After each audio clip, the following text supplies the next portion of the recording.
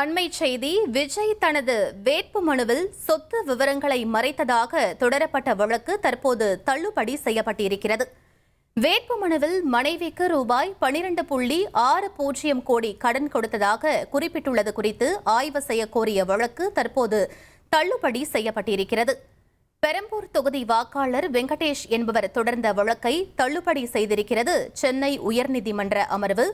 வேட்புமனுவில் உண்மை விவரங்களை மறைப்பது தேர்தல் நடைமுறையை மோசடி செய்வதை போன்றது என மனுவில் குறிப்பிடப்பட்டிருந்தது.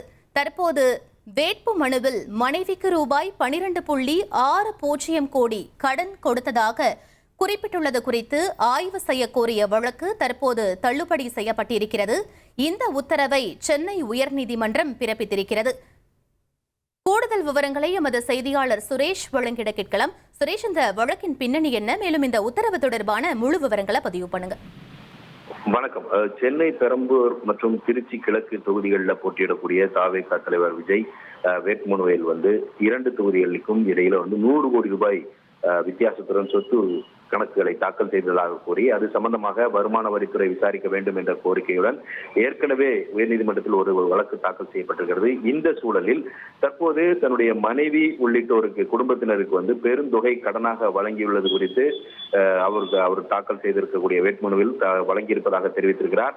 அது சம்பந்தமாக ஆய்வு செய்ய வேண்டும் என்று ஒரு புதிய வழக்கு தாக்கல் செய்யப்பட்டிருக்கிறது. இந்த வழக்கை பெரம்பூர் தொகுதி வாக்காளர் வெங்கடேஷ் என்பவர் தாக்கல் செய்திருக்கிறார். அந்த மனுவில் விவாகரத்து கோரி தாவேகா தலைவர் விஜயின் மனைவி சங்கீதா வழக்கு தாக்கல் செய்திருக்கக்கூடிய சூழல்ல வேட்பு மனுவில் அவருக்கு 12.60 கோடி ரூபாய் கடன் கொடுத்துள்ளதாக விஜய் தெரிவித்திருப்பது என்பது சந்தேகத்தை ஏற்படுத்தியிருக்கிறது. வேட்புமனுவில் சொத்து வளங்களை தெரிவிப்பது என்பது வெறும் சடங்கு அல்ல, அதில் உண்மை விவரங்களை மறைப்பது என்பது தேர்தல் நடைமுறையை மோசடி செய்வதை போன்றது என்று மனுவில் தெரிவித்திருக்கிறார். அது மட்டுமல்லாமல் தனியார் கல்வி அறக்கட்டளைக்கு 20 கோடி ரூபாய் பணம் வழங்கியுள்ளது குறித்தும் வேட்புமனுவில் அவர் முறையாக எந்த ஒரு விளக்கத்தையும் அளிக்கவில்லை என்றும் அந்த மனுவில் தெரிவிக்கப்பட்டிருக்கிறது. இந்த வழக்கை விசாரித்த தலைமை நீதிபதி தர்மாதிகாரி மற்றும் நீதிபதி அருள்முருகன் அடங்கிய அமர்வு ஏற்கனவே இதே கோரிக்கையுடன் தாக்கல் செய்யப்பட்டிருந்த பல்வேறு வழக்குகளை தள்ளுபடி செய்திருப்பதனால இந்த வழக்கை விசாரணைக்கு ஏற்றுக்கொள்ள முடியாது. அது மட்டுமல்லாமல் தற்போதைய நிலையில இந்த வழக்கு செல்லத்தக்கது அல்ல என்றும் கூறி இந்த வழக்கை தள்ளுபடி செய்து நீதிபதிகள் உத்தரவிட்டிருக்கிறார்கள்.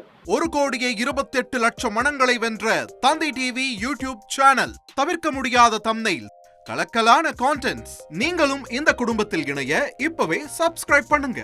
அசுரபலம் கொண்ட எங்கள் டிஜிட்டல் கரங்களில் உங்கள் விளம்பரங்களை சேர்க்க வாட்ஸ்அப் பண்ணுங்க. 8939888378. Email advttv@dttv.in.